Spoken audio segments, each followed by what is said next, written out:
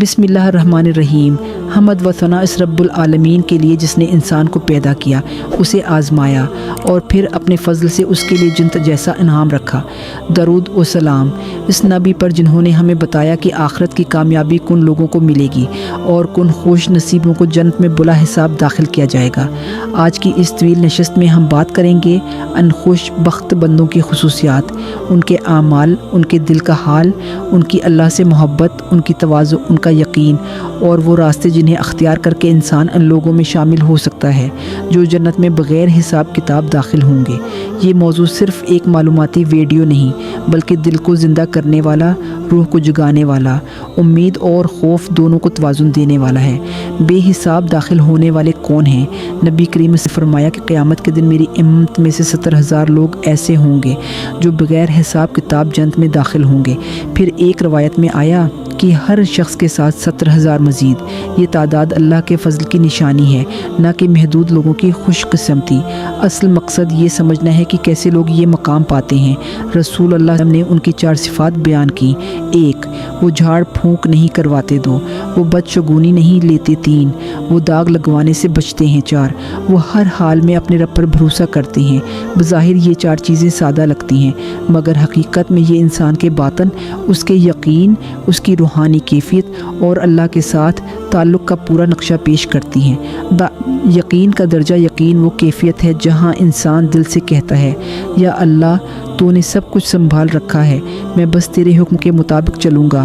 یہ یقین جذباتی نعرہ نہیں، یہ کردار کی پختگی، عبادت کی مٹھاس، آزمائش میں ثابت قدمی، مصیبت میں صبر اور نعمت میں شکر مانگتا ہے۔ اسی یقین کے باعث وہ لوگ علاج تو کرتے تھے، اسباب بھی اختیار کرتے تھے، مگر وہ دل سے ہر چیز کے مالک اللہ ہی کو مانتے تھے۔ شرک سے پاک دل بے حساب جنت میں جانے والوں کا دل ایک شیشے کی طرح صاف ہوتا ہے، نہ اس میں دوسروں کے لیے بدگمانی، نہ حسد، نہ غرور، نہ دل کی ٹوٹ پھوٹ۔ ان کے اندر ایک سادہ سی دراڑ بھی قبول نہیں ہوتی جس سے ریاضت اور صفائی ٹوٹ جائے۔ یہ لوگ اپنے اعمال کی نمائش دو نہیں کرتے، یہ دنیا کی ہلچل سے دور رہ کر اللہ کی محبت میں گم رہتے ہیں۔ توکل کا عملی معنی، توکل کا مطلب ہاتھ پر ہاتھ رکھ کر بیٹھ جانا نہیں، بلکہ توکل یہ ہے کہ امتحان ہو تو محنت بھی کرو اور دل اللہ کے سپرد بھی رکھو، بیماری آئے تو دوا بھی لو، مگر شفا کا مالک صرف خدا کو مانو۔ حالات بگڑ جائیں تو دوڑ دھوپ بھی کرو مگر خوف دل تک نہ آنے دو۔ روزی کم ہو جائے تو ہمت بھی کرو مگر پریشانی ایمان کو کھانے نہ لگے۔ یہ لوگ زندگی کے ہر موڑ پر اللہ کو کافی سمجھتے ہیں۔ ذکر اور عبادت میں ثبات بے حساب جنت والوں کا دل ذکر کے لیے ہمیشہ بیدار ہوتا ہے۔ ان کے نفل، تہجد، تلاوت، صدقہ، دعا اور استغفار کا ایک مستقل نظام ہوتا ہے۔ وہ رات کے پچھلے پہر اٹھتے ہیں، اپنی خاموشی میں رب سے باتیں کرتے ہیں، اپنے دل کا بوجھ اللہ کے سامنے رکھتے ہیں۔ یہ وہ لوگ ہیں جن پر دنیا کے جمیلوں سے زیادہ آخرت کا شعور غالب ہوتا ہے۔ نرمی، رحمت اور اخلاق جنت بغیر حساب ملتی ہے مگر اخلاق کے بغیر نہیں ملتی۔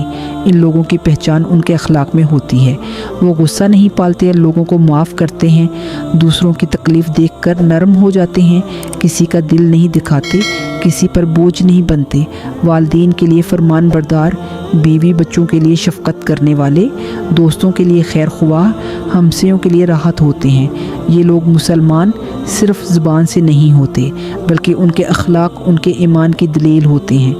ریاکاری سے پاک اللہ ان لوگوں کو بے حساب جنت میں اسی لیے داخل کرے گا کیونکہ ان کا عمل صرف اللہ کے لیے تھا۔ نہ واہ واہ کی تمنا، نہ لوگوں کی تعریف کا انتظار۔ وہ جانتے ہیں کہ اصلی جزا وہ ہے جو اللہ کے ہاں ملے گی، نہ کہ دنیا میں ملنے والی تالیاں۔ آزمائشوں میں ثابت قدمی جنت کے یہ مسافر آزمائشوں میں ٹوٹتے نہیں، جڑ جاتے ہیں۔ مصیبت آئے تو وہ کہتے ہیں انا للہ وانا الیہ راجعون۔ یہ الفاظ ان کے لیے محض زبان کی تلاوت نہیں بلکہ دل کا یقین ہوتے ہیں۔ بیماری آئے، روزی کم ہو، لوگ چھوڑ جائیں، یہ حالات بدل جائیں، دنیا پیٹ دکھائے، یہ لوگ اللہ سے منہ نہیں موڑتے بلکہ اور قریب ہو جاتے ہیں۔ قرآن کا حق ادا کرنا، یہ لوگ قرآن کو محض پڑھتے نہیں، زندگی میں اتارتے ہیں۔ آیت آتی ہے اللہ پر بھروسہ کرو تو وہ واقعی بھروسہ کرتے ہیں۔ آیت آتی ہے نماز قائم کرو تو وہ نماز کو اپنی زندگی کی سانس بنا لیتے ہیں۔ آیت آتی ہے مال پاک کرو تو وہ زکوہ و صدقہ کے معاملے میں کنجوسی نہیں کرتے۔ لوگوں کو فائدہ پہنچانے والے نبی کریم صلی اللہ علیہ وآلہ وسلم نے فرمایا، لوگوں میں بہترین وہ ہے جو لوگوں کو فائدہ پہنچائے۔ یہ لوگ دوسروں کی مدد کرنا اپنا فرض سمجھتے ہیں، یہ کسی کے دکھ پر خاموش نہیں رہتے، یہ کسی کے درد کو ہلکا کرنے کو عبادت سمجھتے ہیں۔ تنہائی کے اعمال دنیا والے ان کے ظاہر کو دیکھتے ہیں مگر اللہ ان کی تنہائیوں کو دیکھتا ہے۔ ان کی اصل پہچان یہ ہے کہ وہ تنہائی میں بھی اللہ سے ڈرتے ہیں، کسی کے سامنے نہیں، صرف اللہ کے سامنے روتے ہیں، اپنے اندر جھانکتے ہیں، گناہوں پر معافی مانگتے ہیں، ہر رات اپنا حساب خود لیتے ہیں، یہ خود اپنا محاسبہ کر کے اس دن کے حساب سے بچ جاتے ہیں۔ امید اور خوف کا توازن، یہ لوگ نہ اتنے بے خوف ہوتے ہیں کہ گناہ کریں اور نہ اتنے مایوس کہ نیکی چھوڑ دیں۔ ان کے دل میں امید بھی ہوتی ہے، خوف بھی ہوتا ہے، محبت بھی ہوتی ہے، بندگی بھی ہوتی ہے، عاجزی بھی ہوتی ہے، فخر نہیں ہوتا۔ نہ نبی کریم صلی اللہ علیہ وسلم کی سنت کی پیروی۔ ان لوگوں کی سب سے بڑی پہچان یہ ہے کہ وہ نبی کی زندگی کو اپنی روشنی سمجھتے ہیں، ان کی سنت کو اپناتے ہیں، ان کی تعلیمات پر چلتے ہیں، ان کی اخلاقی خوبصورتی کو اپنا مقصد بناتے ہیں، ان کی سیرت کو اپنی رہنمائی بناتے ہیں، اور یہی پیروی انسان کو جنت کی شاہراہ پر لے جاتی ہے۔ دعا کی لذت، یہ لوگ دعا کو رسمی، آخرت کی فکر، یہ لوگ دنیا کی کمائی میں اتنے مصروف نہیں ہوتے کہ آخرت بھول جائیں۔ ان کا دل ہمیشہ یہ یاد رکھتا ہے ایک دن حساب ہونا ہے، اور اللہ ایسے لوگوں کو بغیر حساب جنت میں داخل کر دیتا ہے۔ آخر میں ان لوگوں کی سب سے بڑی خصوصیت یہ ہے کہ وہ خود کو کسی سے بہتر نہیں سمجھتے، وہ جانتے ہیں کہ اصل کامیابی اللہ کے ہاتھ میں ہے، اس لیے ہر لحظہ عاجز رہتے ہیں۔ اگر کوئی شخص اپنے دل کو ان خصوصیات کی طرف مائل کر لے، اپنی زندگی کا رخ بدل لے، اپنے اعمال کو خالص کر لے، تو امید ہے کہ وہ بھی ان خوش نصیبوں میں شامل ہو سکتا ہے جو جنت میں بلا حساب داخل ہوں گے۔